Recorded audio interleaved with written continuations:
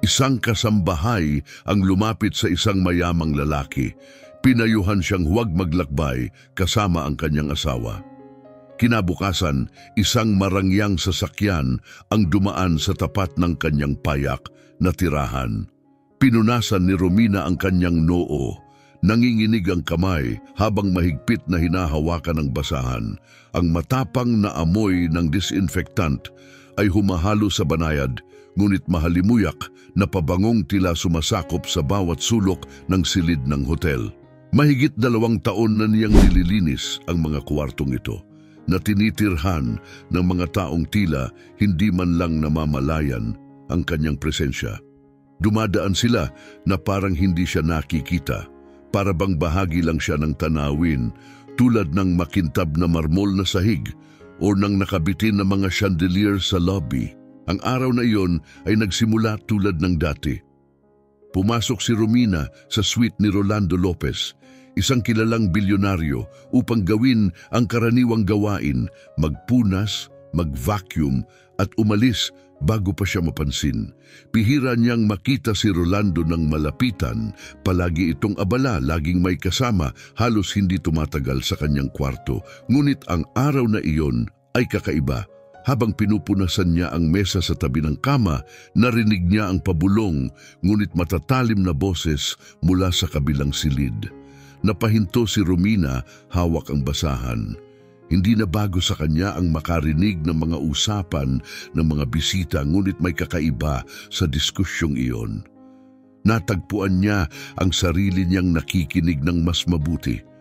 Ang boses ay kay Paula, asawa ni Rolando Lopez, na ilang beses na rin niyang nakita. Ngunit ang boses nito ay hindi malambing tulad ng inaasahan mula sa isang asawa. Hindi niya inaasahan ito, sabi ni Paula, puno ng galit ang boses. Sisiguraduhin nating ito na ang huli niyang biyahe, sagot ng isang lalaking mababa at malamig ang tono. Hindi kilala ni Romina ang lalaki, ngunit ang atmosfera ay puno ng tensyon. Hindi ito karaniwang usapan. Ito ay isang sabwatan, isang plano ng pagpatay. Mabilis ang tibok ng kanyang puso. Bigla siyang naging mulat sa kanyang paligid. Ang mahinang ugong ng air conditioner, ang mga tunog mula sa pasilyo, at ang malakas na pagtibok ng kanyang puso. Lahat ng nasa loob niya ay nagsasabing umalis siya, na parang wala siyang narinig, at bumalik sa paglilinis. Ngunit nanatili siyang nakatayo, hindi makagalaw. Ronnie, kailangan nating mag-ingat. Isang pagkakamali lang, tapos na tayo, muling sabi ni Paula. Malamig ang boses. Ronnie, alam ni Romina na hindi si Ronnie ang asawa ni Paula. Higit pa ito sa isang plano ng pagpatay. Ito ay isang traidor na gawain. Ang bigat ng kanyang narinig ay sumiksik sa kanyang dibdib. Pinaplano ni na Paula at ng kanyang kasabwat na patayin si Rolando Lopez sa paparating nitong biyahe. At walang sino man ang may alam. Umatras si Romina mula sa pintuan, mabilis at mababaw ang paghinga. Ano ang gagawin niya? Tawagan ng pulis? Sabihin ito sa iba? Ngunit sino ang maniniwala sa isang kasambahay? Isa lamang siyang tagalinis. Ang mga taong tulad ni Paula ay halos hindi siya napapansin. At kung maniniwala man sila, paano kung si Paula at ang lalaking iyon na si Ronnie ay balikan siya? Halata namang handa silang pumatay. Halos hindi niya namamalayan, natagpuan niya ang sarili sa gitna ng suite, nakatitig sa kanyang sariling refleksyon sa malinis na salamin. Pakiramdam niya ay wala siyang halaga, ngunit ang pagiging walang halaga ay tila nagbibigay din ng kaligtasan. Hindi nila alam na narinig niya sila, hindi nila alam kung sino siya. Maaari siyang mag-blend sa likod ng eksena tulad ng dati. Maaari siyang umalis sa silid na iyon at magpanggap na wala siyang narinig. Nanginginig ang kanyang mga kamay habang tinatapos ang paglilinis, halos mekanikal ang kilos habang nagkakagulo ang kanyang isip. Siguro hindi isang mabuting tao si Rolando. Marami sa mga mayayamang pinaglilingkuran niya ay hindi rin mabubuting tao. Ngunit sapat ba yon upang pahintulutan ang isang pagpatay? Dapat ba siyang manahimik? Sa oras na lumabas siya ng suite, napagtanto niyang hindi niya kayang tumahimik. Hindi niya kayang hayaan na may mangyari sa isang tao nang hindi gumagawa ng paraan. Kailangan niyang kumilos. Kinagabihan, nakaupo si Romina sa staff break room, nakatitig sa mumurahing tasa ng kape sa kanyang harapan. Humigop siya nang hindi nararamdaman ng lasa, paulit-ulit na iniisip ang narinig niyang usapan. Paano kung napansin ni Paula ang presensya niya? Paano kung alam ni Ronnie na may nakarinig sa kanila? Nanginig siya sa posibilidad. Kailangan niyang mag-ingat. Ang direktang paglapit kay Rolando ay maaaring mauwi sa hindi paniniwala nito o mas masahol pa. Malaman ni Paula ang kanyang paglahok. Ngunit hindi natitinag si Romina sa kanyang prinsipyo. Kaunti man ng kanyang kayamanan, buo ang kanyang integridad. Kailangan niyang iligtas si Rolando at gumawa ng plano upang maipaabot ang babala. Kinabukasan, habang papasok si Rolando Lopez sa hotel lobby, nakita siya ni Romina mula sa malayo. Napaka-powerful ng presensya nito, tulad ng dati, laging may kasamang mga tauhan. Mabilis ang tibok ng kanyang puso habang lumalapit siya, paulit-ulit na sinasabi sa isip ang babala. Isa lamang siyang pagkakataon na maipaabot ito. Nang tuluyan na siyang humarap kay Rolando, huminga siya ng malalim at sa nanginginig, ngunit matatag na boses ay sinabi, "Ginoo Lopez." Halos nagulat siya sa sarili niyang lakas ng loob. Lumingon ito, nakakunot ang noo habang tinitingnan siya. "May mahalaga akong sasabihin tungkol sa biyahe ninyo. Huwag kayong tumuloy. May mali." Tumaas ang kilay ni Rolando, halatang may pagdududa. Tiningnan nito ang name tag niya, walang ekspresyon sa mukha. "At bakit kita paniniwalaan?" tanong nito. Saglit na natigilan si Romina, hinahanap ang tamang mga salita.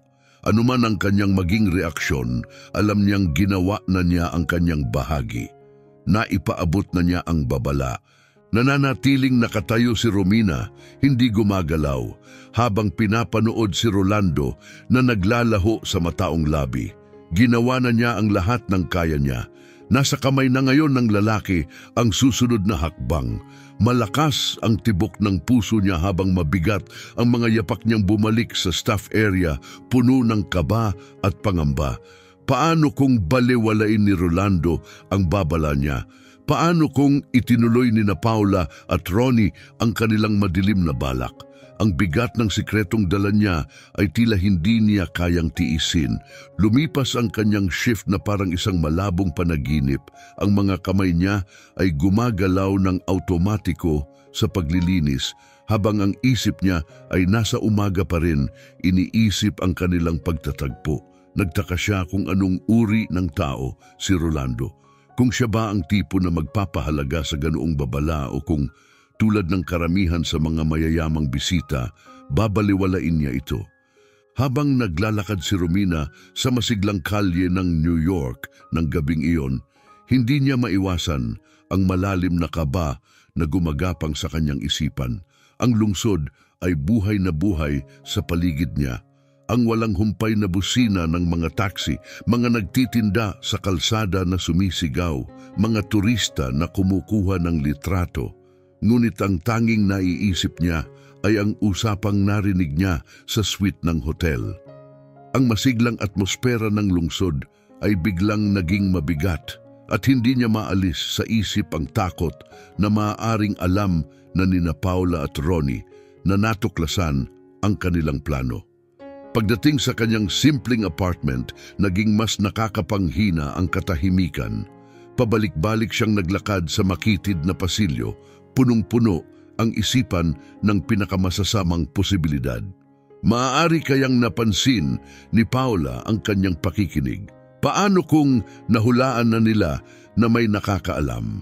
Hindi mapawi ang kanyang mga takot at halos hindi siya nakatulog sa magdamag. Kinabukasan, paglabas niya ng gusali, natigilan siya sa nakita isang makintab na itim na sasakyan ang nakaparada sa harap. Tila hindi bagay sa lumang mga gusali at bitak-bitak na bangketa ng kanyang kapitbahayan. Kumakabog ang kanyang dibdib sa kaba. Sino ang maaaring bumisita sa kanyang lugar gamit ang ganong marangyang sasakyan? At higit sa lahat, sino ang kanilang pakay? Dahan-dahan niyang naisipang bumalik sa loob ng gusali para sa kaligtasan, ngunit napansin niya ang driver na bumaba sa sasakyan. Maayos ang bihis sa itim na suit. Inaayos nito ang sombrero at tumingin ng diretso sa kanya. Napalunok si Romina na natiling nakatayo, tila hindi makagalaw. "Miss Romina," tawag ng lalaki. Ang tono ay kalmado at kontrolado. Bahagya siyang tumango, halos hindi makapagsalita. Mula sa loob ng kanyang jacket, inilabas ng lalaki ang isang malinis na puting sobre at iniabot ito sa kanya. "Para sa iyo," sabi ng driver. Nanginginig ang kanyang mga kamay habang tinatanggap ang sobre. Ang mga mata niya ay palipat-lipat sa lalaki at sa marangyang sasakyan. "Sino ang nagpadala nito?" tanong niya. Halos pabulong. Ngumiti ng bahagya ang driver at magalang na tinaas ang sombrero. "Si Ginoong Lopez," sagot nito ng simple. "Gusto niyang tiyakin na matatanggap mo ito." Si Rolando. Biglang bumalot sa kanya ang magkahalong ginhawa at pagkalito. Ano kaya ang laman nito? Tinitigan niya ang sobre, napansin ang makapal, mamahaling papel at ang kanyang pangalan na nakasulat ng elegante sa harap. Habang umaalis ang driver pabalik sa sasakyan, nanatili si Romina sa kanyang kinatatayuan, kumakabog ang dibdib, puno ng pagkalito at pananabik. Sa loob ng kanyang apartment, umupo si Romina sa simpleng mesa sa kusina, nakatitig sa sobre na parabang ito ay isang banta. Dahan-dahan niyang binuksan ang selyo at kinuha ang maayos na isinulat na sulat. "Salamat sa iyong pag-aalala. Napagdesisyonan kong huwag nang ituloy ang biyahe. Kalakip nito ang isang bagay na makakatulong sa iyo." Nanginig ang kanyang mga kamay habang kinukuha ang isa pang bagay mula sa loob. Isang susi, simpleng may nakakabit na silver keychain na may tatak na Wilshire Towers. Napakunot ang kanyang noo sa gulat. Ang Wilshire Towers ay isang marangyang residential complex sa gitna ng downtown, napakalayo sa abot ng kanyang kakayahang pinansyal. Ano ang kahulugan ng regalong ito? Nabigla ang kanyang isip nang magbuzz ang kanyang telepono. Isang mensahe mula sa isang hindi kilalang numero. "Handa na ang bago mong tirahan. Maligayang pagdating sa isang bagong simula. RL." Tinitigan ni Romina ang mensahe, halos hindi makapaniwala. Isang bagong simula? Totoo ba ito? Ano ang nag-udyok kay Rolando na magbigay ng ganitong alok? Inaasahan lang niya ang isang simpleng pasasalamat o kahit wala, ngunit hindi isang marangyang apartment. Ang buhay niya ay simple, limitado sa maliit at payak niyang tirahan. Ngayon, si Rolando Lopez, isang estranghero, ay biglang nagbukas ng pinto sa isang ganap na kakaibang mundo.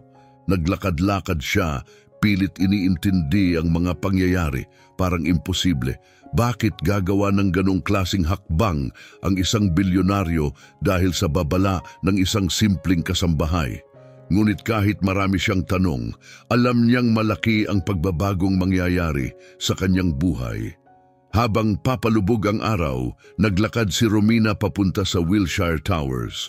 Ang susi ay tila mabigat sa kanyang bulsa, sumisimbolo sa pagbabago sa kanyang tadhana. Bawat hakbang ay puno ng pag-aalinlangan, ngunit ang tanawin ng Wilshire Towers, ang makintab nitong salamin na sumasalamin sa huling liwanag ng araw, ay nagpapalakas ng kanyang loob. Iniisip niya ang dahilan ng kabutihang loob ni Rolando, puno ng pasasalamat, ngunit may halong agam-agam. May mali ba? Parang may hindi pa naihahayag. Pagdating niya sa entrance, binati siya ng mga doorman ng may paggalang na parang normal lang ang kanyang presensya sa ganong kaluhuluhong lugar. Parang panaginip ang lahat. Sanay siyang maglinis ng mga marangyang tahanan, ngunit dito, siya ang tila may-ari. Inabot niya ang susi at tinignan habang binuksan ng doorman ang security system. Ayos na po ang lahat. Elevator sa kanan, 15th floor po, sabi nito ng maayos. Tahimik siyang nagpasalamat at pumasok sa elevator na tila walang tunog nang magsara ang mga pinto. Tila walang katapusan ng pag-angat, ang pananabik ay lumalakas sa bawat palapag. Nang bumukas ang pinto, parang isang panaginip ang lahat. Sa harap ng apartment 1506, ipinasok niya ang susi sa lock at dahan-dahang itinulak ang pinto. Napatigil siya sa gulat sa kanyang nakita. Napakaganda ng apartment. Higit pa sa anumang marangya na kanyang naisip, ang makintab na hardwood floors at malalaking bintana na nagpapakita ng napakagandang tanawin ng New York skyline. Ang apartment ay isang patunay ng makabagong karangyaan, punong-puno ng mga kontemporaryong kasangkapan at dekalidad na mga gamit sa kusina na dati ay nakikita lamang ni Romina sa mga makikintab na magasin. Paikot-ikot siyang naglakad sa loob nito, tila nasa ulap, habang ang kanyang mga daliri ay dumadampi sa malilinis na countertop at malambot na tela ng sofa. Parang panaginip ito. Ilang araw lang ang nakaraan, abala siya sa pang-araw-araw na gawain at mga alalahanin sa upa. Ngunit ngayon, narito siya sa gitna ng karangyaan na dati tila imposibleng maabot. Habang iniintindi niya ang kanyang bagong realidad, isang alon ng pangamba ang biglang pumigil sa kanya. Nagtataka siya bakit kayang magbigay ng ganitong kagandahang loob si Rolando para lang sa isang babala. Nakaupo sa isang designer na upuan, hinawakan ni Romina ang kanyang ulo, nag-aalinlangan. Nagsalita siya mula sa kanyang prinsipyo, ngunit ang karangyaan ng bagong paligid niya ay parang mabigat, na balabal na nakapatong sa kanyang balikat, nagmumungkahi na maaaring may mas malalim na dahilan sa regalong ito. Naputol ang kanyang pag-iisip sa biglang katok sa pinto. Kumabog ang kanyang dibdib sa kaba habang lumalapit siya upang buksan ito. Sa labas ay nandoon ang isang binata. Nakaayos sa itim na suit, hawak ang clipboard, ngumiti ito ng magiliw. "Miss Romina, tama ba?" tanong nito, mabilis na sumulyap sa clipboard. "Ako nga," sagot niya, bahagyang nagdadalawang isip. "Magandang gabi, ako si Raul, ang assistant ni Ginoong Lopez." Pagpapakilala nito, inabot ang kamay para makipagkamay na tinanggap naman ni Romina ng may kaunting pag-aalinlangan. "Nandito ako para bigyan ka ng tour sa mga amenities ng gusali at tulungan kang makapag-settle," paliwanag ni Raul. "Tour?" ulit ni Romina, hindi makapaniwala. Kumpirmadong sagot ni Raul kasabay ng isang nakakaaliw ng ngiti. Oo, gusto ni Ginoong Lopez na komportable ang kanyang mga bisita. Paulit-ulit sa isipan niya ang salitang bisita na nagpaalala sa kanya ng pagiging pansamantala niya sa marangyang lugar na ito. Habang ginagabayan siya ni Raul sa gym, swimming pool, at mga eksklusibong lounge, nananatiling banyaga ang pakiramdam ni Romina. Tila isa lang siyang panauhin sa mundong napakalayo sa kanyang nakasanayan. Pagbalik nila sa apartment, iniwan siya ni Raul ng kanyang contact details at isang magalang na paalam. Iniwang mag-isa si Romina sa tahimik na kaluwagan ng sala. Bumagsak siya sa marangyang kama, nakatingin sa tanawin ng lungsod habang iniisip ang kanyang sitwasyon. Ano ang kahulugan ng bagong buhay na ito? Ano ang inaasahan ni Rolando mula sa kanya? Sa sobrang pag-iisip at pagod, unti-unti siyang nakatulog. Ang mga panaginip niya ay puno ng malalabong panganib at mahirap maunawang babala. Ang hindi pamilyar na lambot ng sapin ng kama ay kaiba sa dati niyang nararanasan, ngunit hindi ito nagbigay ng kaginhawaan sa kanyang magulong isipan. Naalimpungatan siya sa malakas na tunog ng kanyang telepono. Kinuha niya ito, pilit binabasa ang numerong hindi pamilyar. Pinindot niya ito ng may alinlangan. "Hello?" Ang sabi niya, paos ang boses mula sa pagkakatulog. "Miss Romina?" Ang sagot malamig at formal. Si Detective Solaris ito mula sa NYPD. Kailangan naming pag-usapan si Ginong Rolando Lopez. Mahalagang magkita tayo. Isang kilabot ang bumalot kay Romina habang ang takot ay unti-unting sumiksik sa kanya. Bakit siya tinatawagan ng isang investigador tungkol kay Rolando? Naupo siya, ang tiyan niya'y kumikirot sa kaba. Tungkol saan ito? Tanong niya, pilit pinapanatili ang lakas ng loob. May mga bagong impormasyon kami.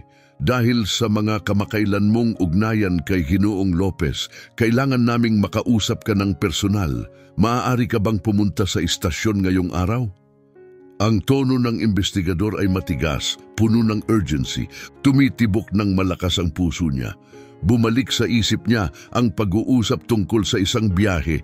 Ibinulong sa maliliit na salita na tila may itinatagong masama. Nanganganib ba si Rolando dahil doon? "Oo, pupunta ako," sagot niya, nanginginig ang boses. "Ayos lang ba si Ginoong Lopez?" Sandaling natahimik ang linya. Ang katahimikan ay parang dagok sa kanyang takot. "Ipapaliwanag ko ang lahat pagdating mo, Miss Romina," ang huling sinabi ng investigador bago isinara ang tawag. Nakatingin sa kanyang telepono, naramdaman niya ang kaba na unti-unting bumalot sa kanya. May nangyari na ba kay Rolando? Kaugnay ba ito sa napipintong plano ng pagpatay na natuklasan niya? Alam na ba ng mga kasabwat na binalaan niya si Rolando? Nangangatog ang mga kamay, mabilis siyang nagbihis, puno ng takot habang lumalabas ng marangyang apartment. Ang susi sa kanyang bulsa ay tila bumigat sa bawat hakbang, isang paalala na ang koneksyon niya kay Rolando Lopez ay malayo pa sa pagtatapos. Ang mga pamilyar na kalye ng New York ay tila banyaga habang papunta siya sa istasyon ng pulis. Ang karaniwang ingay ng lungsod, ang busina ng mga sasakyan, malalayong usapan at tuloy-tuloy na sigla ay parang mahina at malayo na parang naririnig niya ito mula sa ilalim ng tubig. Paulit-ulit sa isipan niya ang mga salita ni Detective Solaris, nagpapahiwatig ng malalim na suliranin na may kaugnayan kay Rolando Lopez. Pagdating sa maliwanag ngunit malamig na istasyon ng pulis, sinalubong siya ng amoy ng lumang kape at papel. Ito ang unang beses na napunta siya sa ganitong lugar at bumilis ang tibok ng kanyang puso habang papalapit siya sa mesa. "Anong maitutulong ko?" Tanong ng opisyal sa mesa, tila hindi masyadong interesado.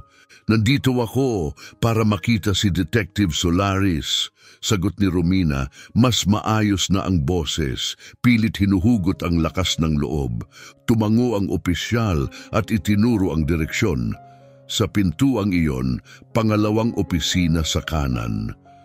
Habang naglalakad, ramdam niya ang bigat ng bawat hakbang. Paano kung natuklasan ni Paula ang ginawang babala ni Romina? Ano ang naghihintay sa kanya sa opisina ng detektive ay isang malaking tanong. Ngunit alam niyang kailangan niyang harapin anuman ito.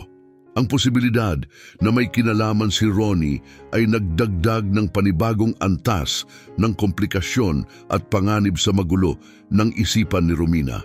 Nanginginig ang kanyang kamay habang kumakatok sa pinto. At ang takot ay ramdam sa bahagyang pagyanig ng kanyang katawan. Isang lalaking nasa late 40s ang nagbukas ng pinto. Seryoso ang mukha ngunit hindi naman nakakatakot. Nakasuot siya ng simpleng suit na mas nagsasabi tungkol sa kanyang propesyon kaysa sa kanyang pagkatao. "Miss Romina?" tanong nito, iminumuestra siyang pumasok. "Ako si Detective Solaris." Pakilala niya nang makapasok si Romina. Ang opisina ay maliit at puno ng mga tambak ng papel at folder. Tinuro ni Solaris ang isang upuan sa tapat ng kanyang kalat na desk. Umupo si Romina, mahigpit na hawak ang kanyang bag. "Salamat sa pagpunta," simula ni Solaris habang binubuksan ang isang folder. Mabilis niyang binuklat ito bago tumingin kay Romina. "Diretsuhin na natin. Naiintindihan kong ipinayo mo kay Ginoong Lopez na kanselahin ang isang biyahe kamakailan." Nanuot ang kaba sa lalamunan ni Romina. Alam niyang darating ang pag-uusap na ito, pero iba pa rin ang harapin ito ng harapan. Oo, sagot niya, bahagyang nanginginig ang boses. May narinig akong nagdulot sa akin ng hinalang mapanganib ang biyahe para sa kanya. Lalong tumalim ang tingin ni Solaris, nakatuon ng mabuti sa kanya. Maaari mo bang idetalye kung ano ang narinig mo? Malalim na huminga si Romina bago isinalaysay ang narinig na pag-uusap ni na Paula at Ronnie na aksidente niyang nasaksihan.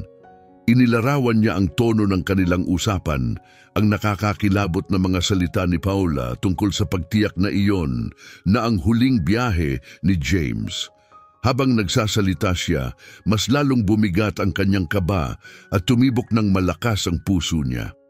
Tahimik na nakinig si Solaris, masusing nagtatala, ang ekspresyon niya ay mahirap mabasa. Pagkatapos niyang magsalita, bahagyang umatras si Solaris sa kanyang upuan, naniningkit ang mga mata sa malalim na pag-iisip. Malinaw na ang pagkansela ni Ginoong Lopez sa biyahe ay maaring nakaligtas sa kanyang buhay, mabagal na sabi ni Solaris. Gayunpaman, mas malalim pa ang nangyayari dito. Matagal nang nagdududa si Ginoong Lopez sa kanyang asawa at nag-iimbestiga na siya. Nagulat si Romina. Nag-iimbestiga tungkol saan? Naging mas seryoso ang mukha ni Solaris. Financial fraud, infidelity at ngayon posibleng tangkang pagpatay. Matagal nang nagtitipon ng ebidensya si Ginoong Lopez, pero ang babala mo ang nagbigay sa kanya ng dahilan para agad na kumilos. Kasalukuyan siyang nakikipagtulungan sa amin. Unti-unting bumalot kay Romina ang bigat ng sitwasyon. Alam na pala ni Rolando ang panganib at ang ginawa niya ay nagmamadali lamang ng tugon nito. Si James, ligtas ba siya ngayon? Tanong niya, halos pabulong. Sandaling natahimik si Solaris, pinipili ang mga salita. Sa ngayon, oo. Nasa protective custody siya habang patuloy kaming nag-iimbestiga. Ngunit kailangang mag-ingat. Sina Paula Lopez at ang kasabwat niyang si Ronnie ay hindi basta-bastang kalaban. Inabsorb ni Romina ang bigat ng mga sinabi ni Solaris, nadama ang lalim ng kanyang pagkakasangkot. May halong ginhawa at takot, ginhawa na tama ang ginawa niya, ngunit takot sa posibleng paghihiganti ng mga makapangyarihang kalaban.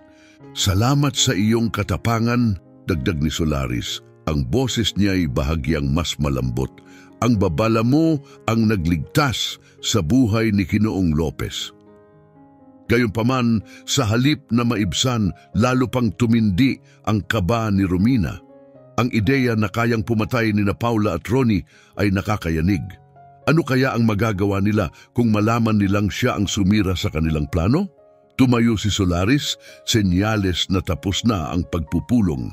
Mahigpit naming binabantayan ang sitwasyon, pangako niya habang inaabot ang pinto. Kung may kakaibang mangyari o may sino mang lumapit sa iyo, tawagan mo agad ako, hindi tayo maaaring magpabaya. Tumango si Romina, ang katawan niya ay naninigas sa takot habang umaalis sa opisina. Sa labas, parang hindi na totoo ang mundo habang naglalakad siya pabalik sa apartment. Ang isipan puno ng mga alalahanin sa pagtataksil, panluloko at panganib. Pagdating sa kanyang apartment, isang alon ng pagod at takot ang bumalot sa kanya. Nilok niya ang pinto at sumandal dito, pilit pinapakalma ang mabilis na tibok ng puso. Isang buzz mula sa kanyang telepono ang bumalot sa katahimikan. Nangangamba, kinuha niya ito mula sa bulsa at sinagot, hindi kilala ang numero. Ang katahimikan sa kabilang linya ay naputol ng pamilyar na nakakapangilabot na hininga. Romina, ang boses ni Paula, malamya ngunit nakakatakot, nagpalamig ng dugo ni Romina. Kailangan nating mag-usap.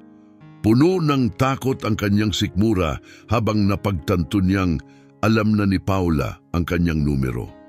Akala mo ba matalino ka? Ang tono ni Paula ay naging matalim at mapanlinlang. Malaki ang pagkakamaling ginawa mo. Ang mga kagaya mo hindi basta-basta nakakalusot sa mga kagaya ko. Sisiguraduhin kong pagsisisihan mo ito. Biglang naputol ang tawag, iniwan si Romina na natitigilan. Ang banta ni Paula ay nananatiling umaalingaw-ngaw sa katahimikan ng kanyang apartment. Nanginginig ang kanyang mga kamay habang inilapag ang telepono. Malinaw at nakakatakot ang babala ni Paula, isang matinding paalala ng panganib na kinakaharap niya ngayon. Ano na ang dapat niyang gawin? Nagpabalik-balik siya sa loob ng apartment na ang dating tila panaginip na tahanan ay naging parang hawla. Ang bawat anino ay tila may dalang panganib, ang bawat tunog mula sa koridor ay nakakatakot. Pakiramdam niya'y nag-iisa siya, ang dating karangyaan na akala niya'y biyaya ay tila isang bitag. Biglang kumatok ng malakas ang pinto na nagbalik sa kanya sa kasalukuyan. Tumigil ang puso niya sa kaba, hindi siya inaasahan na may bibisita. Maaari kaya si Paula na iyon handa nang komprontahin siya. Dahan-dahang lumapit si Romina, sumilip sa peephole. Sa kanyang pagkagulat, hindi si Paula o si Ronnie ang nandoon, si James iyon. Nang makita ito, bumalot ang iba't ibang emosyon sa kanya. Hindi pa niya nakikita si James mula nang maganap ang lahat sa hotel. Binuksan niya ang pinto, nanginginig. "James!" sambit niya, ang tono'y halo ng gulat at ginhawa. "Anong ginagawa mo dito?" Pumasok si Rolando. Mabilis na inikot ang tingin sa apartment bago tumingin sa kanya. Malayo na ang hitsura niya sa maayos at magaling na negosyanteng una niyang nakita. Gusot ang kanyang damit, magulo ang buhok, at may masidhing pag-aalala sa kanyang mga mata. "Kailangan kitang makita," aniya ng may pagkaapurado. "Marami pang nangyayari dito, higit pa sa alam mo, Romina. Mas marami pa." Lumiit ang mundo ni Romina. Mas marami pa. Paano pa magiging mas magulo ang sitwasyong puno na ng tangkang pagpatay at panlilinlang? Sinara niya ang pinto sa likod nito. Pinatatag ang sarili sa mga nalalapit na revelasyon. "Ano ang ibig mong sabihin?" tanong niya, mahina ang boses sa kaba. Naglakad-lakad si Rolando sa maliit na sala. Hinahaplos ang kanyang buhok sa pagkabahala.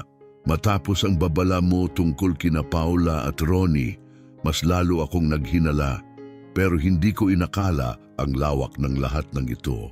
Hanggang ngayon." Tumigil siya, hinarap si Romina ng seryoso. "May kinalaman ito sa iyong ama." Parang huminto ang mundo sa paligid ni Romina. Ang kanyang ama, isang bahagi ng nakaraan na hindi niya nabalikan ng maraming taon. Pumanaw ito nang bata pa siya, iniwan silang mag-ina upang magpursige sa buhay. Paano ito maaaring konektado sa kaguluhan ngayon? "Aking ama?" ulit niya, nanginginig ang boses. Lumambot ang ekspresyon ni James. "Hindi ko ito alam noon, pero matalik na magkaibigan kami ng iyong ama, para na kaming magkapatid." Halos mapaupo si Romina sa pagkabigla. Hindi kailanman binanggit ng kanyang ama si Rolando o anumang dating kaibigan mula sa nakaraan. Palaging pakikibaka ang buhay, sila lamang ng kanyang ina ang nagtutulungan. Walang kahit ano sa mga ito ang may saysay. "Litong-lito ako," amin niya. Nangangatog ang boses. "Ang ama ko'y namatay sa isang aksidente," sabi nila. "Paano ito konektado kina Paula at Ronnie?" Lumapit si Rolando, puno ng pagkakasala at determinasyon. "Ang aksidenteng iyon ay hindi basta aksidente, Romina. Ang iyong ama ay nasangkot sa isang bagay na mapanganib at pinaghihinalaan kong may kinalaman dito si Paula." Bumagsak si Romina sa pinakamalapit na upuan, hindi na kayang suportahan ng kanyang mga binti ang bigat ng revelasyon. Ang ideya na ang pagkamatay ng kanyang ama ay hindi isang aksidente ay masyadong masakit para sa kanya. Nagpigil siya ng hangin, pilit inuunawa ang napakalaking revelasyong ibinahagi ni Rolando, isang masalimuot na web ng panlilinlang, pagpatay at pagtataksil na ngayoy konektado sa biglaan at nakakapangilabot na pagkamatay ng kanyang ama. "Ayusin ko pa ang mga detalye," sabi ni Rolando sa mas mahinahong tono. "Pero ang mga nalaman ko sa ngayon ay nakakakilabot. Ang iyong ama ay maling nasisi sa isang krimen na hindi niya ginawa. Nasangkot siya sa isang seryosong alitan na may kinalaman sa pamilya ni Paula noong mga nakaraang taon, isang alitang sa huli naging dahilan ng kanyang kamatayan. At ngayon, mukhang muling lumalabas ang mga epekto nito. Habang iniintindi ni Romina ang revelasyon, parang umikot ang paligid niya. Ang kanyang ama ay napagbintangan ng hindi tama at pinatay, at ngayon si Paula, ang parehong Paola na aksidente niyang narinig na nagbabalak laban kay James, ay may kaugnayan pala sa pagkamatay nito. Ang bigat ng sitwasyon ay bumalot sa kanya, pinapalabo ang kanyang paligid. Bakit hindi mo agad sinabi ito sa akin? Tanong niya sa mahinang boses, pilit hinahanap ang lakas upang magsalita. Tumindi ang tingin ni James, kailangan kong makasiguro. Napakahalaga ng pagkakaroon ng matibay na ebidensya at sa totoo lang gusto kitang protektahan mula sa kaguluhang ito hanggat maaari. Pero habang tumitindi ang mga banta ni Paula, hindi ko na kayang itago ito sa iyo, karapatan mong malaman. Mabilis na nag-isip si Romina habang pilit pinagdugtong ang mga piraso ng impormasyon.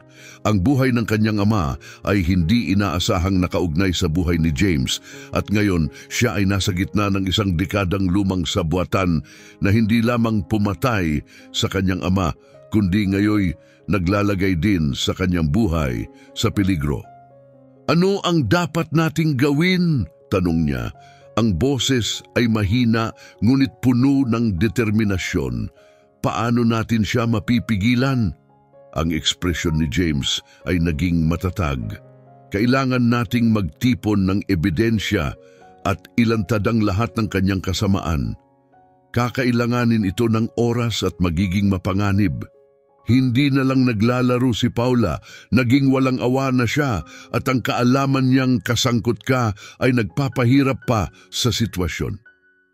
Naputol ang kanyang mga salita, iniwan ang dinasabi ngunit halatang panganib na nakabitin sa hangin. Nagkaroon ng mabigat na katahimikan sa silid, bawat isa'y nawawala sa sariling pag-iisip. Sa gitna ng takot, galit at bagong taglay na determinasyon, napagtanto ni Romina na napakatagal niyang nabuhay sa dilim, basta lumilipas ang mga araw, hindi kailanman naghihinala sa madilim na sikreto ng kanyang nakaraan. Ngayon, habang lumilitaw ang mga sikreto sa liwanag, wala nang atrasan. Hindi ako tatakas, mariing deklarasyon ni Romina. Kung si Paula ay may kinalaman sa pagkamatay ng aking ama, kailangan kong malaman ang katotohanan at tiyakin na mapanagot siya. Tumango si Rolando, may respeto sa kanyang tingin. Haharapin natin ito ng magkasama, Romina. Pero kailangang maging maingat.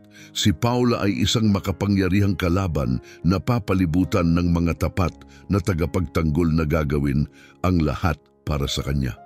Tumayo si Romina, ramdam ang hindi inaasahang lakas na dumadaloy sa kanya. Ang mga araw ng pamumuhay sa takot ay tapos na, pinalitan ng madali ang pangangailangan upang kumilos, hindi lang para sa kanyang kaligtasan kundi para sa hustisya.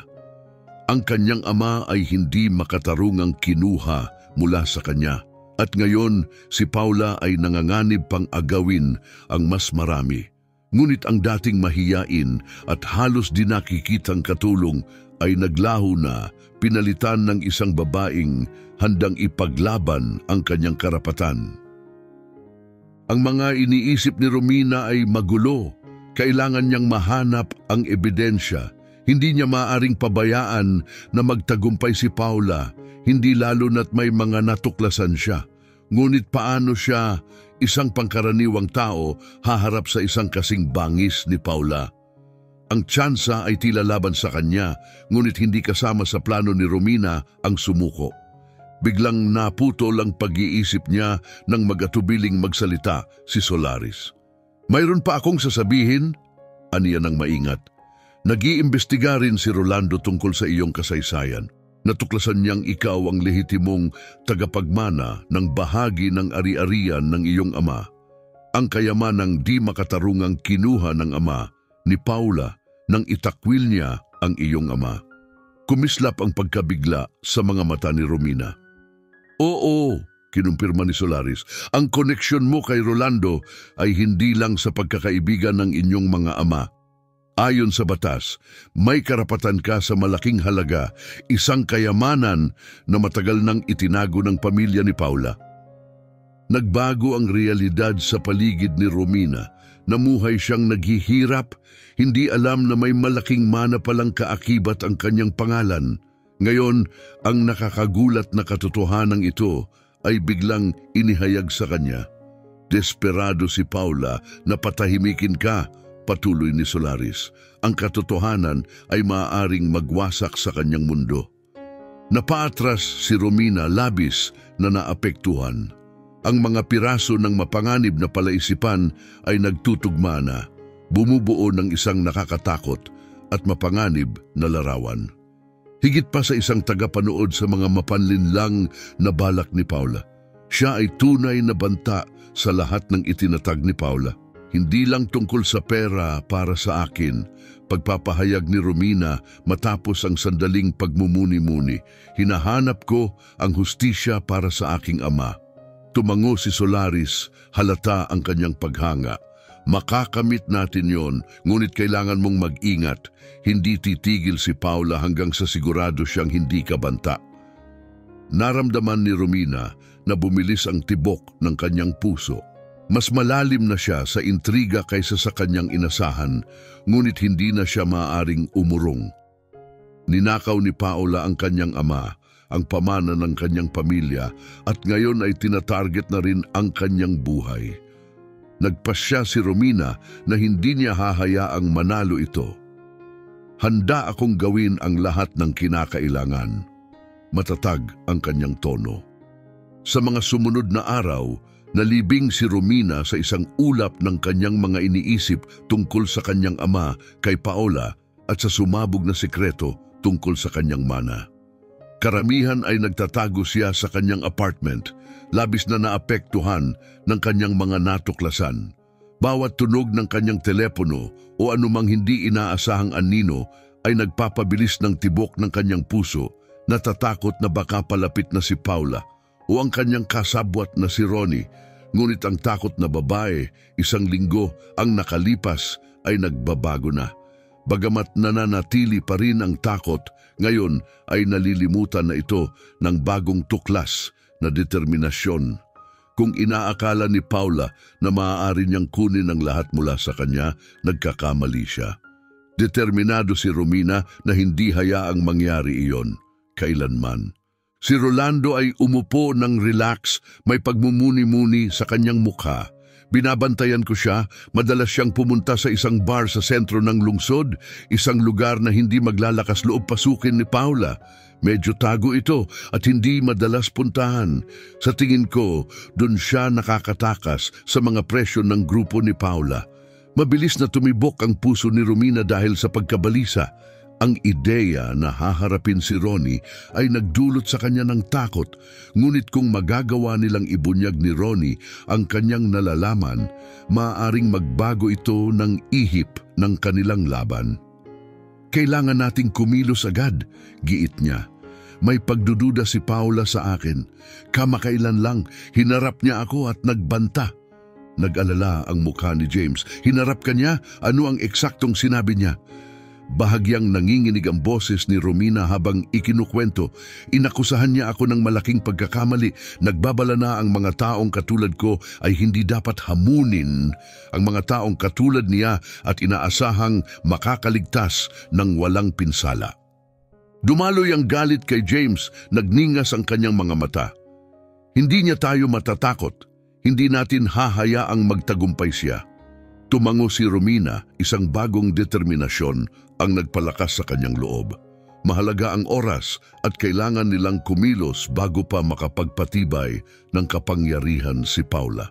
Mabilis nilang tinapos ang kanilang pagpupulong, nagkasundong magkita muli sa bar na madalas puntahan ni Ronnie mamayang gabi. Paglabas ng kafe, isang halo ng takot at determinasyon ang umiikot sa loob ni Romina. Ito na ang kritikal na sandali na kanilang inaasam-asam. Ang tagumpay sa pagpapabunyag kay Ronnie ng impormasyon ay maaaring magpatumba kay Paula, ngunit masyadong masaklap ang isipin ang pagkabigo. Nang gabing iyon, habang papalapit si Romina at James sa bar, dumaloy ang pagkabalisa sa kanya. Ang mga kumikislap na neon sign sa itaas ay nagbigay ng mahinang liwanag sa hindi pantay na bangketa sa ibaba. Ang bar ay hindi kapansin-pansin, madaling mawala sa gitna ng malawak na nightlife ng New York. Ngunit ngayong gabi ay tila sentro ito ng lahat ng kanilang mga plano. "Handa ka na ba para dito?"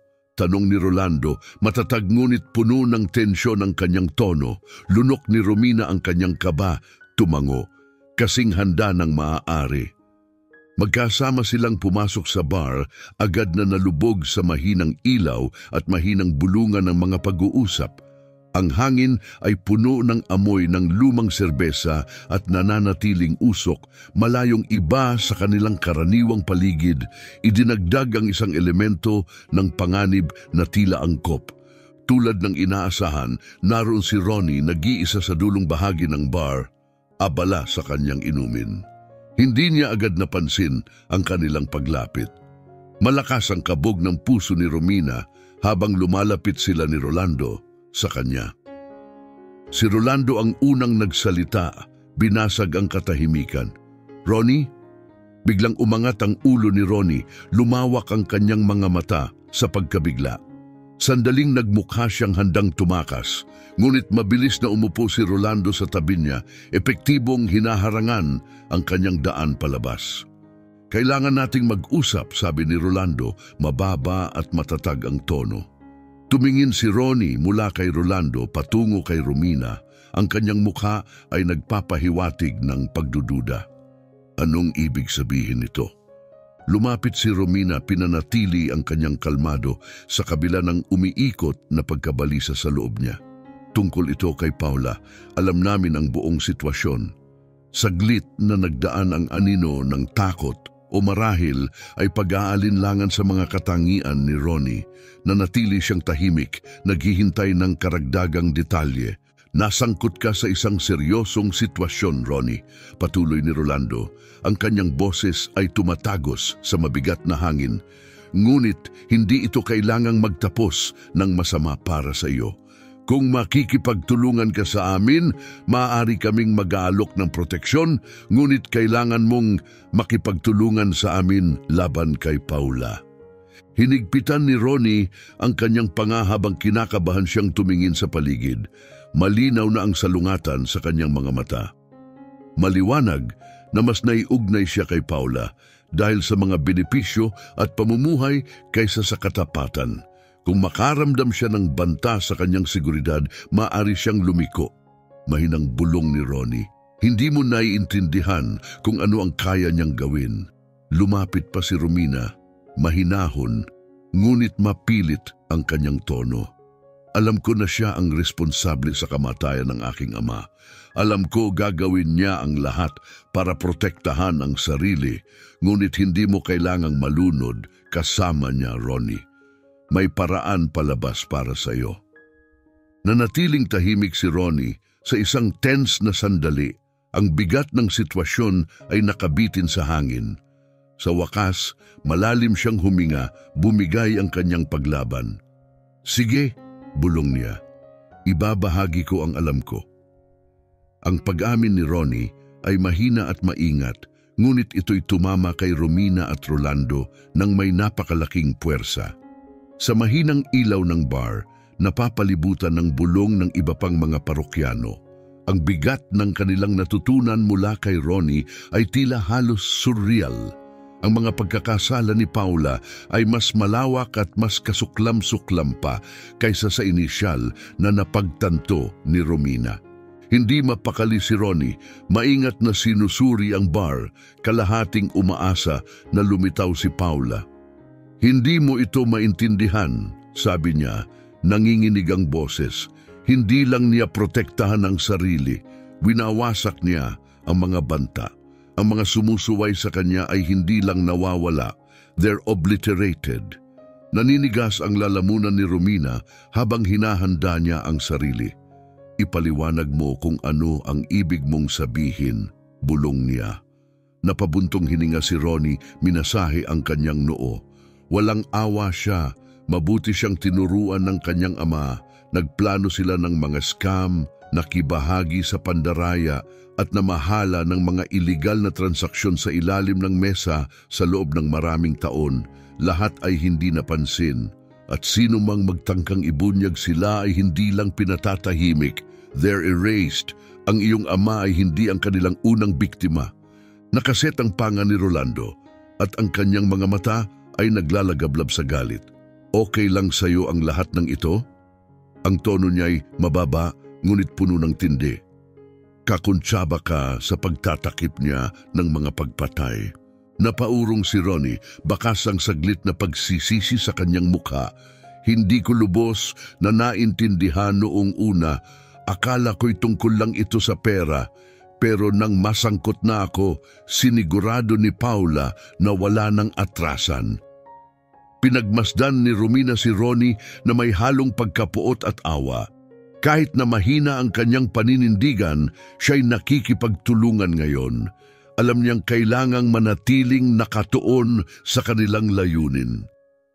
Kailangan mong magbigay ng konkretong ebidensya laban sa kanya, mariing sabi niya. Kailangan namin ng tiyak na koneksyon niya sa pagpatay sa ama ko. Tumango si Ronnie, ang kanyang mga matay panay ang sulyap sa paligid ng bar na para bang may kinatatakutan. May mga dokumento, bulong niya. Maingat si Paula sa pagtatago ng mga talaan. Doon siya nangongontrol ng mga tao sa pamamagitan ng pananakot at leverage. Ang mga dokumentong iyon ang makakapagpatumba sa kanya. Saan nakatago ang mga iyon? Tanong ni Rolando, halatang nagmamadali. Nag-atubili si Ronnie bago nagsalita ng mas mababa pa ang boses. Nasa isang safe sa kanilang ari-arian sa probinsya. Walang nakatira roon maliban kapag dumadalaw siya. Doon niya itinatago ang mga bagay na ayaw niyang matagpuan. Nabuhayan ng loob si Romina. Ito na ang pambihirang pagkakataon na kanilang kailangan. Ang makuha ang mga dokumento ay maaring magwakas sa paghahari ni Paula ng teror. Magagawa mo bang bigyan kami ng paraan para makapasok? Tanong ni Rolando. Agad na umiling si Ronnie. Hindi pwede. Kapag nalaman niyang kasangkot ako, siguradong patay na ako. Pero hindi ganun kahigpit ang seguridad ng ari-arian. Akala niya'y lihim ito. Kung mag-iingat kayo, baka kayanin niyong hindi mahalata. Mabilis na nagplano si Rolando. Manatili ka na lang sa mababang profile. Kapag nalaman niyang nagkanulo ka, nanganganib ka rin. Mukhang pagod na pagod si Ronnie na tila pinagsisisihan ang kanyang pagkakasangkot kay Paula. Nararamdaman ni Romina ang kanyang pagsisisi, pero alam niyang kailangang manatiling nakatuon sa kanilang misyon. Pagkalabas ng bar, tahimik na naglakad sina Romina at Rolando. Ang malamig na hangin ng gabi lalo pang nagpatibay ng kanilang determinasyon. Ang misyon na kanilang haharapin ay puno ng panganib. Kailangan natin ng maingat na plano, basag ni Rolando sa katahimikan. Napaka-peligroso kung basta-basta na lang tayo susugod. Ramdam ni Romina ang kaba, ngunit alam niyang hindi sila maaaring magtagal. Naiintindihan ko, pero hindi tayo pwedeng maghintay. Baka matunugan ni Paula ang mga plano natin. Huminto sila at hinarap ni Rolando si Romina na may seryosong ekspresyon. Romina, masyado itong delikado para sa'yo sa ari-arian. Agad na sumagot si Romina, ang boses niya'y puno ng paninindigan. Hindi ako magpapaiwan, Rolando. Personal ito sa akin. Nakasalalay dito ang hustisya para sa ama ko. Kailangan kong makasama. Sinubukan pang tumutol ni Rolando. Pero isang tingin lang sa determinadong ekspresyon ni Romina ay napahinto na siya. Malinaw na hindi na ito magbabago ng isip. Sobra na ang kanyang pinuhunan at nalaman para lang manood mula sa malayo. Sige, sa wakas ay tumugon si Rolando. Pero kailangang sobrang maingat tayo. Walang gagawin na hindi kinakailangan at kung may kakaibang mangyari, agad tayong aalis. Tumango si Romina bilang pagsang-ayon kahit alam niyang sa loob niya hindi isang opsyon ang umatras, lalo na't nasa bingit na sila ng hustisya para sa kanyang ama. Kinabukasan ng gabi, ang biyahe nila papunta sa ancestral home ni Paula ay puno ng tensyon. Tahimik ang sasakyan habang papalayo sila sa maingay na lungsod patungo sa tahimik na kabundukan ng upstate New York. Nang marating nila ang malawak at liblib na ari-arian, tuluyan nang bumaba ang araw, iniwan lamang ang anino ng napakalaking estruktura laban sa dumidilim na kalangitan. Tulad ng inilarawan ni Ronnie, tila iniwan nga ang mansyon, ngunit nakakatakot pa rin. Ang mansyon na nasa dulo ng mahabang driveway ay bahagyang natatakpan ng isang iron gate na iniwang nakabukas. Umaakyat ang mga baging sa mga pader at ang mga bintanang walang ilaw ay nagdagdag sa nakakatindig balahibong hitsura nito. Itinigil ni Rolando ang sasakyan sa ligtas na distansya mula sa gate at pinatay ang makina. Nanatili silang nakaupo sa dilim, pinagmamasdan ang paligid para sa anumang senyales ng tao, pero nanatiling tahimik ang lugar, walang bantay o kamera. Handa ka na? Bulong ni Rolando, halos hindi marinig. Tumango si Romina, ang puso'y mabilis ang pintig. Tara na! Dahan-dahan silang lumabas ng sasakyan at lumapit sa gate, nagkukubli sa mga anino upang hindi mahalata. Ang malamig na hangin ng gabi at ang tahimik na paligid ay nagpatalas ng kanilang pandama. Bawat tunog ay nagpapabilis sa tibok ng puso ni Romina. Pero nagpatuloy siya, hinimok ng determinasyon. Sumingit sila sa gate at unti-unting lumapit sa mansyon na animoy nakamasid sa kanila. Kahit mukhang walang tao, hindi maiwasan ni Romina ang pakiramdam na may nagmamatyag sa kanila. Pagkapasok sa isang bukas na pintuan sa gilid, sinalubong sila ng malamig at amoy lumang hangin.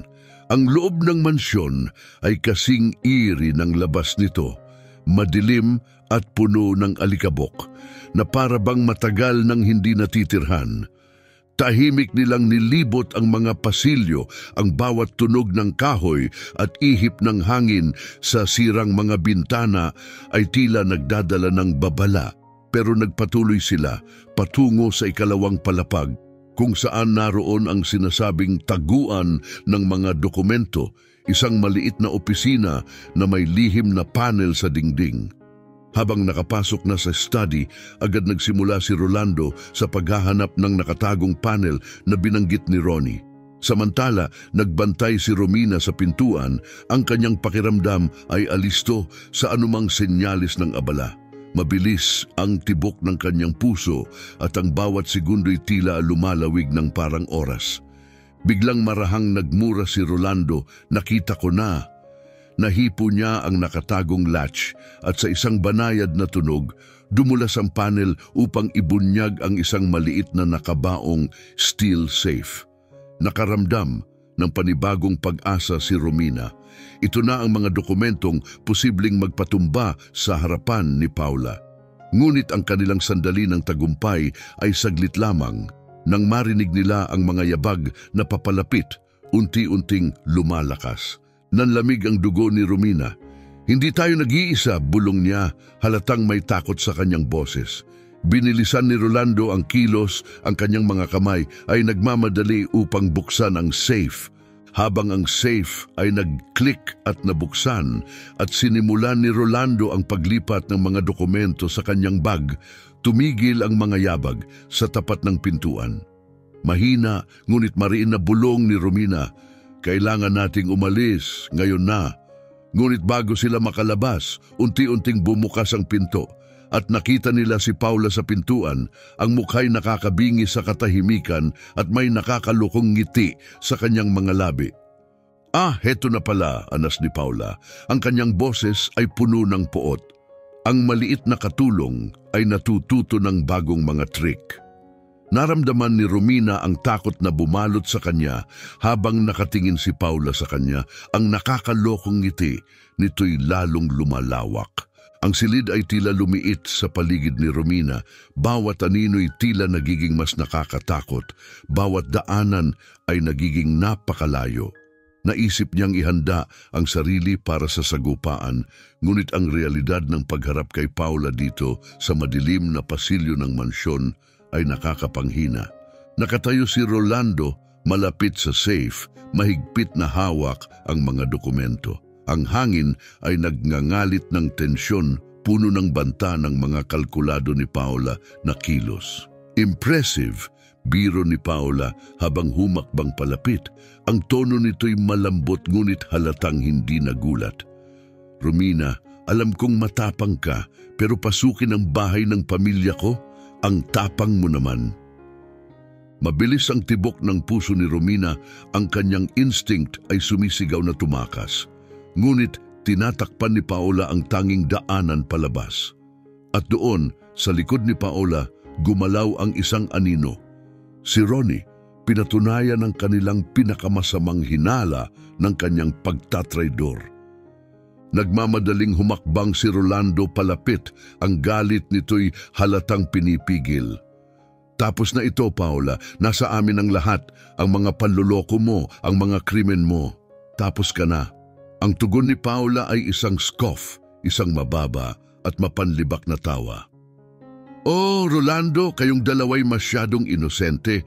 Akala nyo ba ang ilang mga alikabok na dokumento ay sapat na para pabagsakin ako? Mas matagal ko nang nilalaro ang larong ito kaysa sa kaya niyong isipin. Mga piyesa lang kayo sa laro ko. Nakahigpit ang kamao, hinarap ni Romina si Paula. Ang boses nito'y pinaghalong galit at determinasyon. Pinatay mo ang ama ko at haharap ka sa hustisya para rito. Sa isang saglit, tila nagbago ang anyo ng kayabangan ni Paula, isang mas madilim na anyo ang lumitaw sa kanyang mukha. Ang ama mo'y isang hangal, malupit niyang sagot. Minamaliit niya ang pamilya ko at iyon ang naging kabayaran, tulad ng magiging kabayaran nito sa inyo.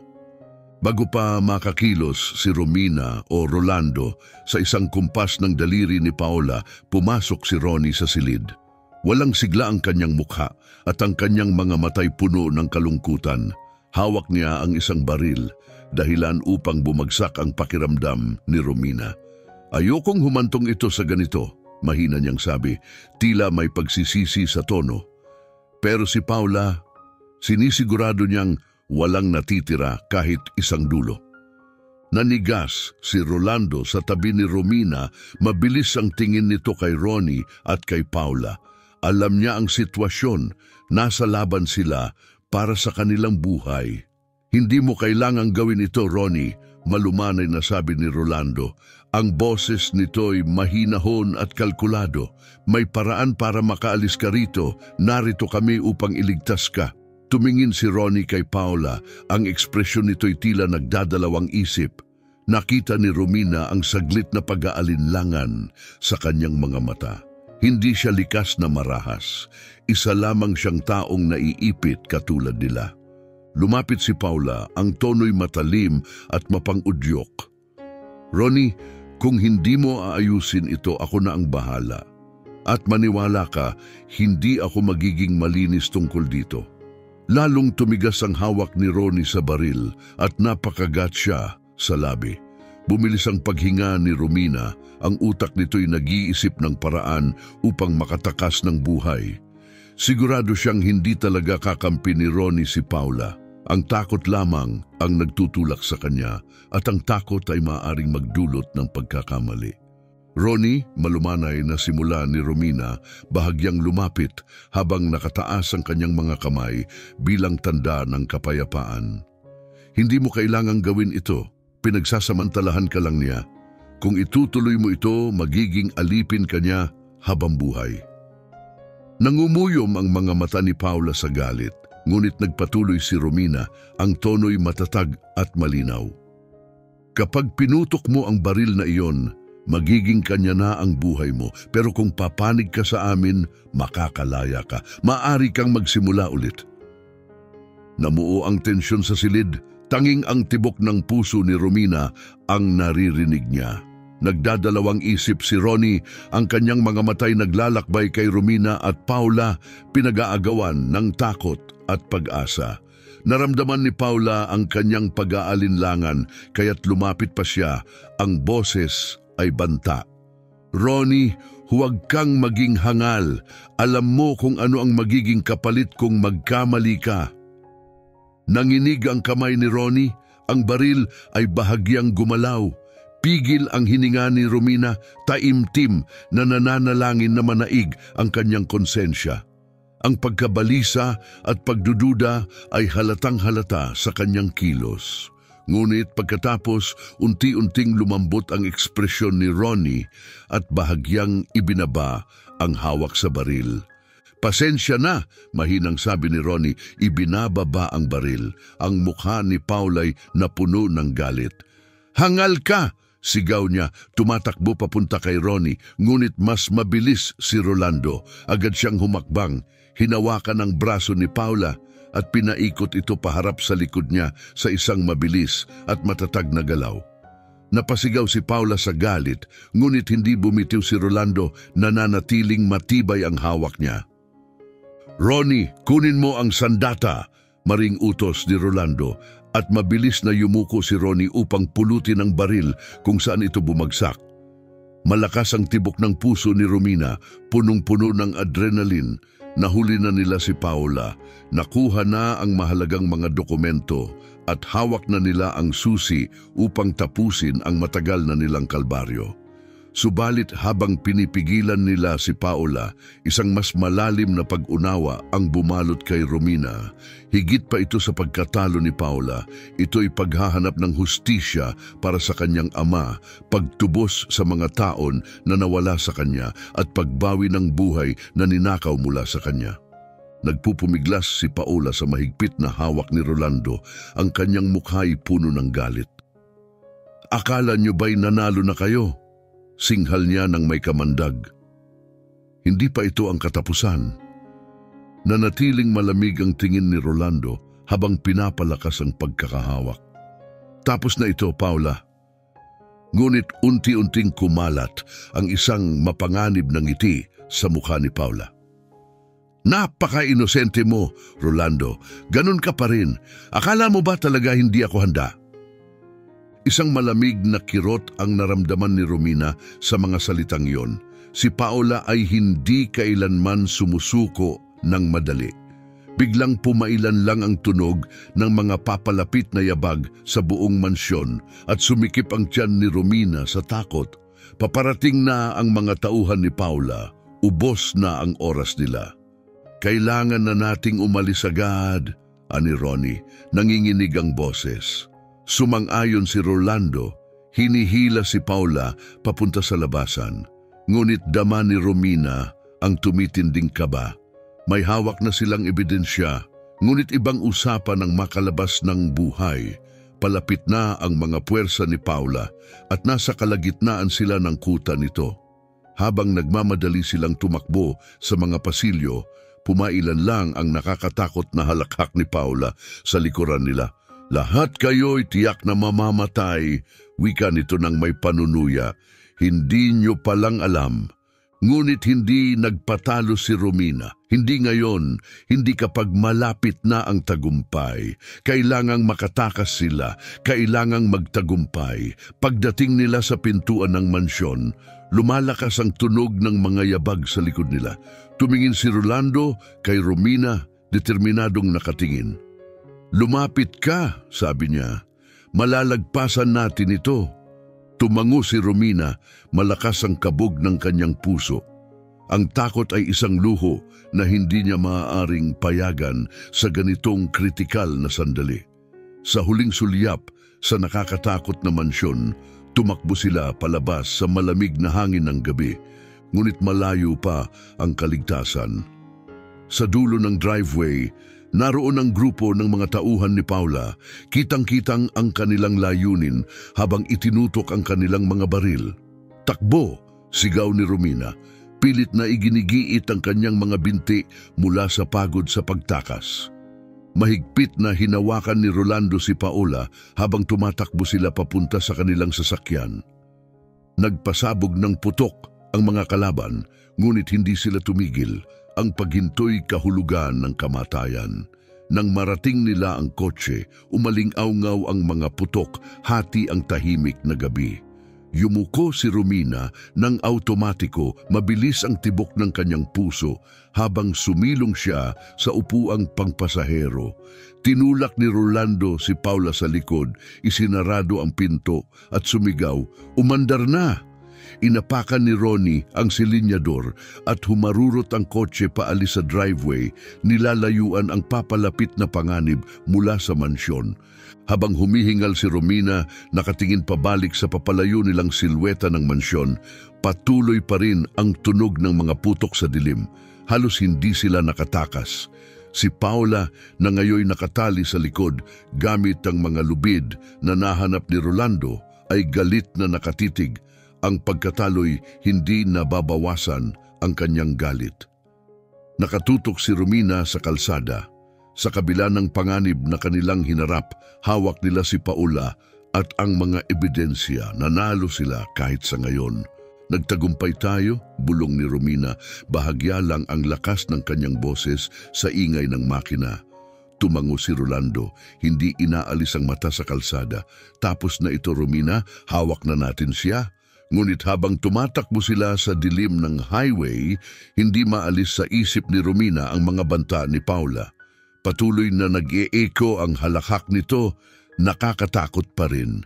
Sa patuloy na biyahe, tanging ingay ng mga gulong sa aspaltong kalsada at panakanak ang buntong hininga ang sumisira sa tensyon. Nakatingin si Paula ng matindi kay Romina, tila nagpapaalala na maaaring hindi pa rin tapos ang laban. Bagamat nakalayo sila sa mansyon, parang hindi pa kumpleto ang tagumpay. Ngayon na nasa kanila si Paula, kailangan nilang maipasa ang mga dokumento sa mga autoridad at matiyak na mananagot si Paula sa kanyang mga krimen. Pagpasok nila sa lungsod, tumunog ang telepono ni Romina ng may kasabikan. Si Detective Solaris iyon. Mabilis niya itong sinagot, ang kanyang boses puno ng kaba at determinasyon. "Detective, si Romina ito. Hawak namin si Paula at nakuha na namin ang mga dokumento." Tumigil muna ang boses ni Solaris bago magsalita ng mahinahon. "Magaling, Romina, nasaan kayo ngayon?" "Mga 20 minuto mula sa lungsod," sagot ni Romina. "Papunta kami sa istasyon." Biglang naging mapanatag ang boses ni Solaris. "Huwag sa istasyon, dalhin siya sa ligtas na lugar, pupunta ako roon." Nalito si Romina, kinabahan ang kanyang puso. "Bakit? Anong problema?" tanong niya. Pagkatapos ng ilang saglit, ipinaliwanag ni Solaris. "Romina, may mga koneksyon ng pamilya ni Paula. May mga butas sa departamento namin. Masyadong delikado na dalhin siya sa publiko. Dumiretso kayo sa warehouse sa 8th Avenue. Ligtas doon at may mga opisyal akong naghihintay." Nagpalitan ng mabilis na tingin sina Romina at Rolando. Tumango si Rolando, sumasang-ayon sa plano ni Solaris. "Naiintindihan," sagot ni Romina sa telepono. "Pupunta kami sa warehouse." Habang isinasara ang tawag, napansin ni Romina ang isang bahagyang ngiti sa mukha ni Paula, sapat upang magdala ng kilabot sa kanya. Sa kabila ng masamang pakiramdam, kailangan nilang magtiwala sa gabay ni Solaris. Mabilis na niliko ni Ronnie ang sasakyan papunta sa industrial area ng lungsod. Habang papalapit sila, nagiging tahimik at madilim ang mga kalsada, puno ng mga lumang gusali at pabrikang tila iniwan na ng panahon. Tumambad ang warehouse, isang madilim nakakatakot na istruktura sa dulo ng kalsada. Habang bumabagal ang sasakyan sa tapat nito, tumindi ang kaba ni Romina, walang bakas ng mga pulis sa paligid. "Dumating na tayo," ani Ronnie. Pinatay ang makina ng sasakyan. Tahimik na bumalot sa kanilang lahat ang paligid habang nakatitig sila sa nakakatakot na gusali. Binasag ni Rolando ang katahimikan. Maging alerto, mahina niyang sabi, may bahid ng kaba sa boses. May kakaiba dito. Isa-isa silang bumaba ng sasakyan. Ang tingin ni Paul ay hindi umaalis sa kanila, ang kanyang ngiti nananatiling nakakakilabot. Habang papalapit sila sa pinto ng warehouse, lumakas ang sigaw ng instinct ni Romina na umatras. Ngunit wala nang atrasan, masyado na silang nalubog sa labanang ito. Pagpasok nila, ang tunog ng kanilang mga yapak ay umalingaw-ngaw sa malawak na warehouse na bahagyang naiilawan. Ang ilang bombilyang nakasabit sa kisame ay mahina at nag-aalangan. Nagtatapon ng mga naglalarong anino sa sahig. Ang katahimikan ay lalong nagpatindi sa mabilis na tibok ng puso ni Romina. Bigla, isang malakas na kalabog ang narinig pagsara ng pintuan sa likuran nila. Napalingon si Romina at huminto ang kanyang paghinga nang makita ang 3 armadong lalaki na nakaharang sa kanilang labasan. Ang mga ekspresyon nila'y seryoso at malamig. Agad niyang nakilala, ito ang mga tauhan ni Paola, ang parehong grupo na nakaharap nila dati. Isang mababang halakhak ang kumawala kay Paola, puno ng tagumpay. Kita mo, sabi niya nang may tunong mapanukso, mali ang intindi niyo sa laro na ito. Mabilis na pumuwesto si Rolando sa harap ni Romina. Protektado siya nito, ang pangay mariing nakatikom at ang mga matay naniningkit. Anong nangyayari? Madiing tanong niya. Bahagyang kumilos si Paola. Ang kanyang sagot ay puno ng kumpiyansa. Dito niyo mararanasan kung paano kayo natatalo. Lumapit ang isa sa mga tauhan, nakatutok ang baril kay Rolando. Ibigay ang mga dokumento, malamig niyang utos, matalas at tiyak ang bawat salita.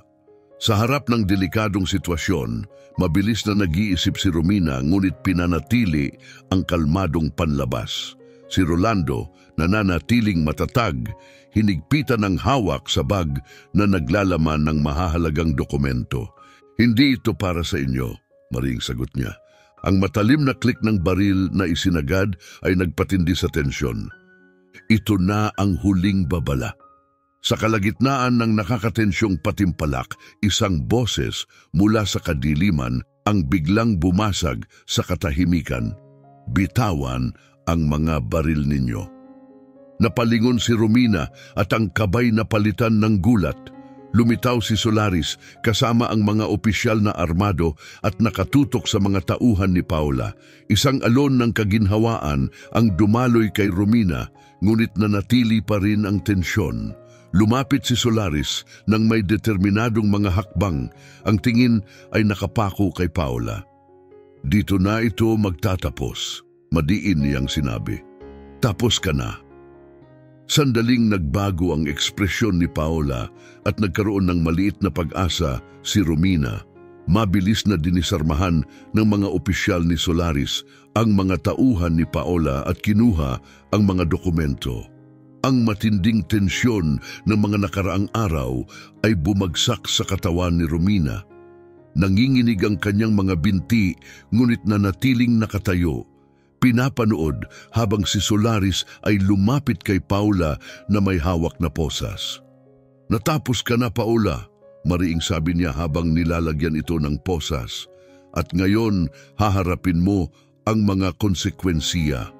Ang mukha ni Paola ay nanlilimahid sa galit, ngunit nanatili siyang tahimik habang inaakay siya ni Solaris paalis. Ang kanyang mga kasamahan na may mabibigat na ekspresyon ay kinuha rin. Nanatiling nakatayo si Romina, tila manhid habang pinapanood ang lahat ng nangyayari. Tapos na ang lahat, ang mga kasinungalingan, ang panganib, ang hindi matukoy na suspense. Si Paola ay haharap sa hustisya. Ngunit imbes na kasiyahan, isang malalim na kawalan ang bumalot kay Romina. Ipinasok ni Rolando ang kamay sa kanyang balikat, nagbibigay ng katiyakan sa sandali. Nagawa mo na, mahina niyang sabi. Tapos na. Tumango si Romina, hindi pa lubos na nararamdaman ang bigat ng kanilang tagumpay. Ginabayan siya ng paghahanap ng hustisya para sa kanyang ama, para sa kanyang kapayapaan, at ngayon na natapos na ito, parang may kulang. Siguro'y may bagay pang hindi tama. Habang nililinis ng mga pulis ang lugar, lumapit si Solaris kay Romina. Ang kanyang disposisyon ay mas mahinahon. "Magaling ang ginawa mo, Romina," puri niya. "Proud ang ama mo sa'yo." Ang mga salitang iyon ay tumama ng malalim at ang mga damdaming matagal niyang pinipigil ay dumaloy. Tumulo ang kanyang mga luha, hindi lang sa lungkot kundi sa ginhawa at sa wakas. Ang karangalan ng kanyang ama ay naibalik at si Paula ay mananagot na sa kanyang mga krimen. Sa wakas, maaaring magsimula si Romina na maghilom. Habang pinupunasan niya ang kanyang mga luha at tinitingnan ang silweta ng lungsod mula sa warehouse, naisip niya ang kanyang susunod na hakbang. Natapos na ang laban, ngunit isang bagong kabanata ang naghihintay. Lumipas ang mga araw na parang mabilis na ulap habang ang balita ng pag-aresto kay Paula ay kumalat sa media. Bagamat nabihag nito ang atensyon ng publiko, hindi nito lubos na maipaliwanag ang komplikasyon ng korupsyon at pagkakanulo na nalantad ni Romina. Sa kanyang bagong apartment, tumingin si Romina sa lungsod na naliligo sa gintong liwanag ng paglubog ng araw. Ang mga karangyaang nasa paligid niya na minsang isang pangarap, ngayon ay tila marka lamang ng pagbabagong naganap. Mayaman siya, buo ang pamana ng kanyang ama at nakamit ang hustisya. Ngunit ano nga ba ang kahulugan ng lahat ng ito para kay Romina? Habang nagmumuni-muni siya, ang kagandahan ng lungsod ay tila malayo. Isang paalala ng bagong realidad niya. Isang buhay na binago ng kanyang laban, ngunit hindi pa tiyak kung saan siya tutungo. Isang katok sa pinto ang pumukaw kay Romina mula sa kanyang pag-iisip. Binuksan niya ito at nakita si Rolando. Ang ekspresyon nito ay banayad. "Pwede ba akong pumasok?" tanong nito. Tumabi si Romina, pinapasok siya. Lumapit si Rolando sa bintana, tinitingnan ang tanawin ng lungsod bago humarap sa kanya. "Kumusta ka?" tanong niya ng malumanay, ang boses puno ng malasakit. Napabuntong hininga si Romina at naupo sa sofa. "Hindi ko alam," inamin niya. "Akala ko magiging masaya ako, pero hindi ko pa rin maramdaman."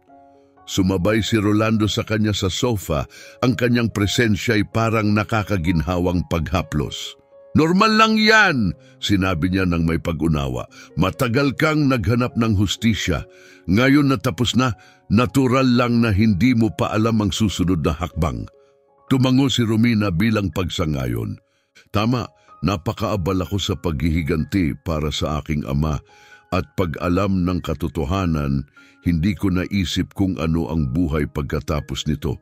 Ngayon, nandito na ako, hindi ko alam kung ano ang susunod." Tahimik na pinagmasdan siya ni Rolando bago sumagot, ang kanyang tingin puno ng pagmumuni-muni. "Mas marami kang tiniis kaysa sa karamihan.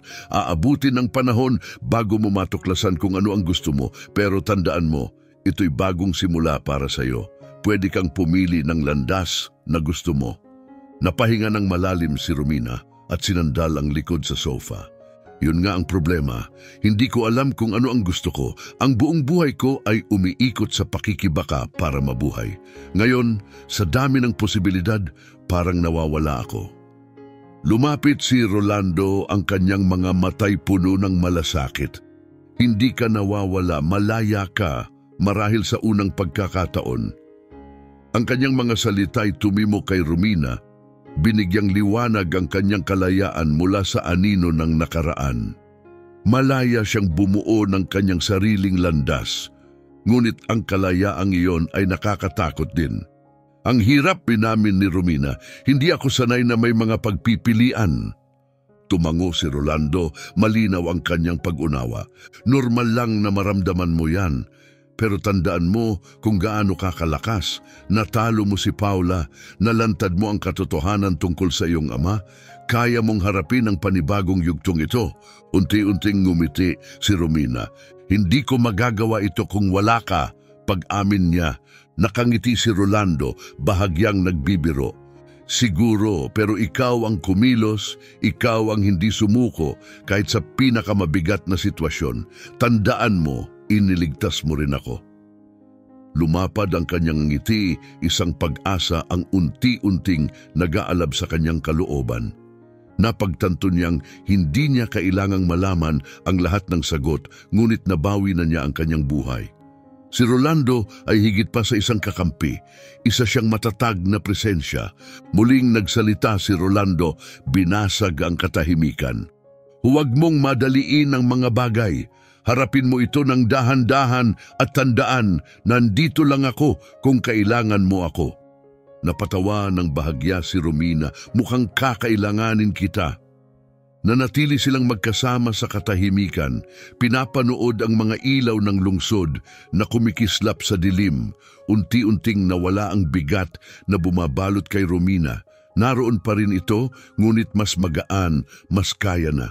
Nang tumayo si Rolando upang umalis, ngumiti siya ng may katiyakan. Ingat Romina, karapat-dapat ka rito. Nang maisara ang pinto sa likod niya, bumalot kay Romina ang isang kalmadong pakiramdam. Hindi tiyak ang hinaharap, ngunit sa unang pagkakataon sa matagal na panahon, hindi siya natatakot. Hinarap niya ang napakalalaking hamon at nagtagumpay. Sa mga sumunod na linggo, bumilis ang mga legal na proseso laban kay Paula. Agad na nagtapos ang paglilitis sa isang malinaw na hatol ng pagkakasala dahil sa matibay na ebidensya. Habang pinapanood si Paula habang binabasa ang hatol, naramdaman ni Romina ang hindi inaasahang kasiyahan. Wakas na ang paghahari ni Paula. Nawasak na ang kanyang impluwensya at pamana. Si Ronnie, na ang testimonya ang naging pundasyon ng kaso, ay nakatanggap ng mas magaan na sentensya, isang komplikadong karakter na hindi ganap na nabago. Ngunit ang kanyang huling desisyon ay tumulong sa tamang panig. Magkahalong damdamin ang naramdaman ni Romina tungkol kay Ronnie. Bahagi siya ng mga plano ni Paula, ngunit ang kanyang huling pagkilos ay nag-ambag sa pagbagsak nito. Hindi ganap na pagtubos, ngunit mahalaga sa pagguho ng kriminal na network ni Paula at pagkawala ng kanyang impluwensya. Unti-unting nabawi ni Romina ang pakiramdam ng normalidad. Pinili niyang lisanin ang marangyang apartment na ibinigay ni Rolando at tumira sa isang mas simple, mas mapagpakumbabang tahanan, isang espasyo kung saan tunay niyang masisimulan muli. Ang karangyaan na minsang pangarap ay tila hindi na akma sa tunay niyang pagkatao. Sa halip, inialay ni Romina ang sarili sa muling pagbuo ng kanyang buhay sa sariling pamamaraan. Nahanap niya ang isang bagong trabaho na tumutugma sa mga kasanayang nahasa niya sa kanyang mahirap na paglalakbay. Isang papel na hindi lang nagbigay sa kanya ng abala, kundi pati na rin ng layunin at kasiyahan. Muling nagtagpi ng mga nasirang relasyon sa mga dating kaibigan, unti-unti niyang binuo ang mga koneksyong nasira dahil sa kanyang mga pinagdaanan. Ang bawat hakbang ay patungo sa pagbawi, mahirap ngunit tunay. Isang tahimik na gabi, nakaupo si Romina sa kanyang balkonahe. Ang paglubog ng araw ay nagbigay ng mainit na liwanag sa kanyang bagong simula. Habang pinapanood niya ang pagtatapos ng araw, naisip niya ang kanyang ama. Inisip niya kung ano kaya ang sasabihin nito tungkol sa landas na kanyang tinahak. Mapapahanga kaya siya? Naniniwala si Romina na oo. Lumaban siya para sa karangalan ng kanyang ama at sariling hustisya, nagtagumpay sa kabila ng lahat. Huminga siya ng malalim, naramdaman ang simoy ng hangin na humahalo sa unti-unting tumitinding kasiyahan. Sa ibaba, ang lungsod ay patuloy na pulso ng potensyal at pag-asa. Hindi na niya kailangang hanapin ang lahat ng sagot. Napagtanto niyang marahil hindi niya kailangan ang mga ito. Nasa kanya ang kanyang buhay, isang buhay na ipinaglaban niya at ngayon kanya nang ihuhubog. Sa likod ng kanyang mga nakaraang pagsubok na nagiging patunay ng kanyang katatagan, niyakap ni Romina ang kanyang kasalukuyan. Isang kasalukuyan na puno ng kapayapaan at isang bukas na hinaharap, handang umunlad sa sarili niyang bilis. Huwag kalimutang pindutin ang notification bell para unang makita ang aming susunod na video. Ibahagi ang kwentong ito sa iyong mga kaibigan at huwag palampasin ang aming paparating na video. Tiyak na magbibigay ito ng inspirasyon.